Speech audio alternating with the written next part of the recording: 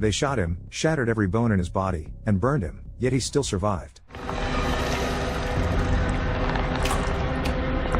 On June 5, 1944, during World War II, just before Operation Overlord, an Allied invasion of Normandy, northern France, a few planes carrying American paratroopers are sent ahead with a special mission. Their task is to land behind enemy lines and destroy a tower atop a church in a small French village, which the Nazis are using as a center for radio jamming. As the soldiers sit aboard the plane, most are filled with anxiety, fully aware of how crucial and dangerous their mission is. The odds are high that many will not survive the encounter, but they are willing to sacrifice themselves for the greater cause of defeating the Nazi regime and bringing an end to the war. Among them, Private Ed Boyce is the most nervous. He isn't made for war and has never been a soldier. Just 3 months ago, he was tending to his lawn and dreaming of the future, but the draft changed everything. After basic training, Ed is now a soldier, facing his first mission, terrified not only of dying but also of hurting someone. His fear makes him a target for ridicule by his fellow soldiers, who mock him for not knowing how to hold a weapon properly or pose a threat to the enemy. The only one who remains calm is Corporal Ford, who was reassigned to their group for insubordination.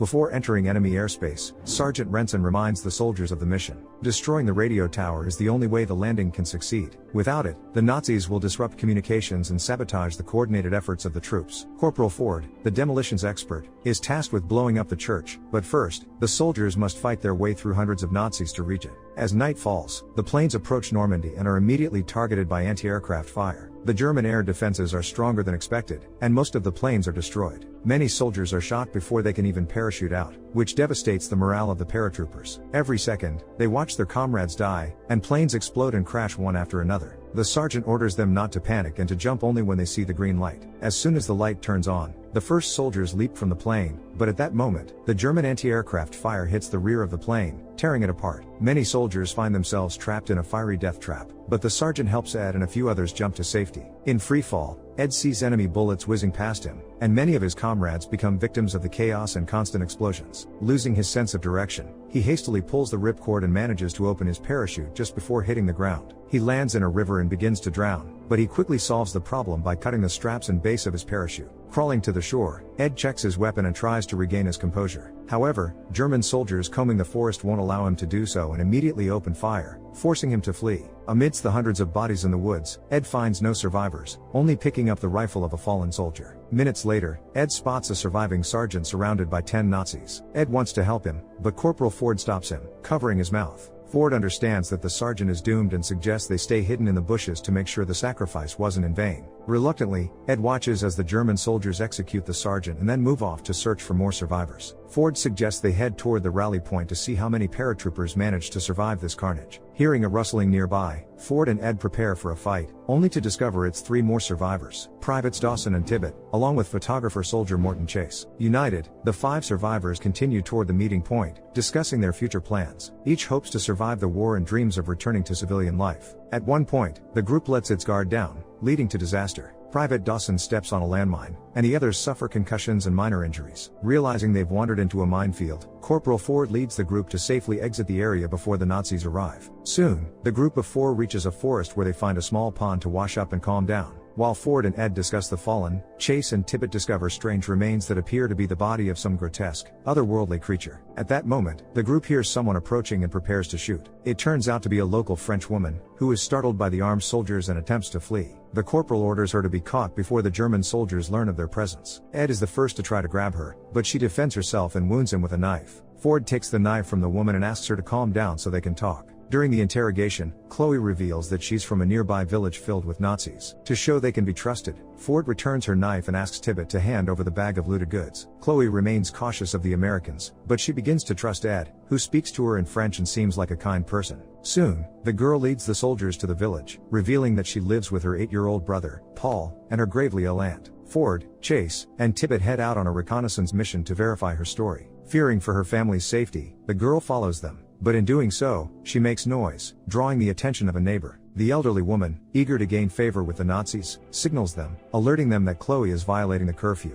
Ed is forced to hide in a trench while the German soldiers inspect the girl. Their search of her personal belongings and the harassment of the young beauty are interrupted by SS Hauptsturmführer Waffner, who allows Chloe to return home. Chloe lets the 4 American soldiers into her home, allowing them to hide and prepare for their mission. Little Paul wants to play, which irritates Tibbet, as they've arrived with a special mission and can't afford to waste time. Chloe admits that her parents were shot and that such executions happen frequently. Nazi patrols inspect every house in the village and execute anyone they deem undesirable for no reason. She urges the soldiers not to stay long, and Ford promises that they'll leave soon, as the Allied invasion is set to begin that morning. Tensions arise among the soldiers due to Ed's overly kind nature, which is considered a liability in wartime. He once received an order to kill a mouse but couldn't bring himself to do it, sparing the creature, which caused problems with his superiors. This story touches Chloe, who sympathizes with Ed as a kind, gentle person who was forced into becoming a soldier. After sending Tibbet and Chase out on another reconnaissance mission, the corporal continues preparations and checks the explosives. Meanwhile, Ed goes downstairs and approaches the room where Chloe's aunt is making terrifying noises. When he slightly opens the door, he is horrified to see the old woman's disfigured body. Chloe explains that this happened after the Germans took her to the church for a while. Later, little Paul, Ed, and Ford are forced to hide in the attic when a Nazi vehicle arrives at the house. Waffner decides to visit Chloe, intending to have his way with her, but she refuses. He invites the soldiers in to search the house. Hearing noise in the attic, they climb up and find Paul. The boy steps out of hiding to protect the American soldiers just a few meters away. Waffner offers Chloe a choice. He'll take her by force, or he'll take her brother to the place where her aunt was. The girl is forced to agree and, with disgust, submits to the commanding SS officer to spare Paul's humanity. Not wanting Chloe to be taken by force, Ed goes downstairs, puts his rifle to Waffner's head, and then Ford beats and binds the prisoner. Hoping to expedite the mission, Ford sends Ed to find Tibbet and Chase. While searching for his comrades, Ed approaches the church and notices people being carried out, their disfigured bodies set on fire. A dog attacks him, forcing him to flee. He catches up with a truck transporting the dead bodies and climbs into the back, realizing it's headed for the church. Hiding under several corpses, he remains undetected. When the truck stops, he sneaks out and enters the building,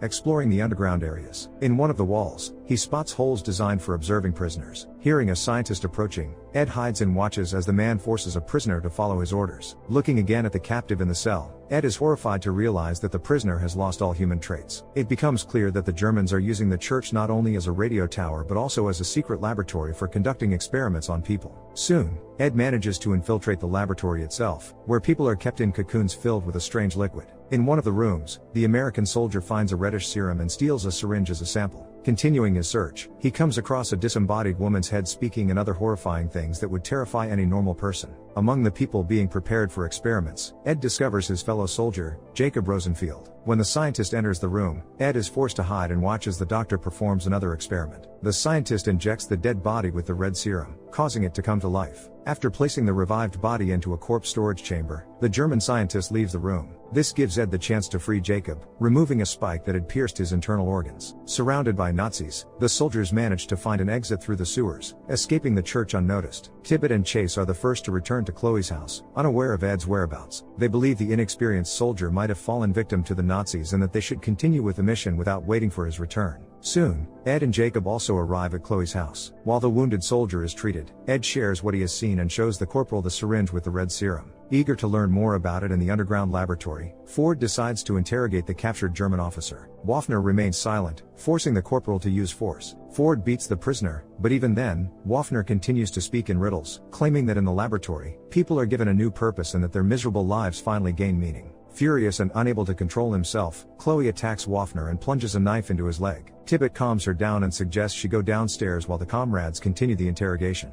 The corporal orders Waffner to be hung and continues to beat him to extract information about how many soldiers are inside the church. Ed, unable to tolerate the horrors taking place, tries to stop Ford but receives a blow to the face in return. Not wanting to be involved, Ed goes downstairs to join the girl and hears the corporal continuing to ruthlessly beat Waffner, trying to get valuable information. Eventually, Ford announces that there are about 40 men in the building, and they must stick to the plan to overcome an enemy 10 times their number. At dawn, Chase goes up to the attic to untie Waffner. Believing the officer died from the interrogation, the photographer soldier acts too calmly. Waffner was merely pretending to be dead, waiting for the right moment to attack. Seizing Chase's gun, the Nazi shoots him several times. Hearing the shots, Ed rushes to the attic and, taking advantage of Waffner's disorientation from the bag on his head, attacks him. The group manages to subdue the prisoner, but Chase bleeds out and slowly dies. Remembering that the Germans had revived a dead body using the serum in the laboratory, Ed injects Chase with the serum. His comrade immediately comes back to life, shocking everyone present. A few moments later, Chase is overwhelmed with thirst and exhibits inhuman strength. After this, strange things begin happening to him. His bones break, and his body becomes more and more disfigured. Waffner comments on what's happening, saying, "The 1,000-year Reich needs 1,000-year soldiers." It becomes clear that the injection turns the dead into zombie super soldiers, which the Nazis planned to use for victory in World War II. As Chase lost more of his humanity, he turned on his comrades, attacking and beating them mercilessly. Realizing that Chase was no longer their ally but a monster, Ford shot him in the back. The attack, however, had no effect. Eventually, Ed struck the soldier photographer from behind with a rifle butt. Overcome by his emotions, Ed killed the zombie, smashing its head into a bloody pulp. Amid the chaos, Waffner slipped away unnoticed. Hearing the approach of German soldiers, the officer grabbed Paul as a hostage and human shield, preventing Ed and his group from opening fire. Ford chased the fleeing Waffner, but outside, he was ambushed by armed Nazis, sparking a gunfight. The Americans managed to take out most of the soldiers, but Waffner escaped, sustaining only a graze that disfigured his face. Realizing the German army knew everything, Ford insisted they move forward with their mission to destroy the radio tower immediately. Ed, however, refused, arguing they needed to rescue the boy first. Despite his usual disdain for young Paul, Tibbet supported Ed's plan and offered to help Chloe bring her brother home.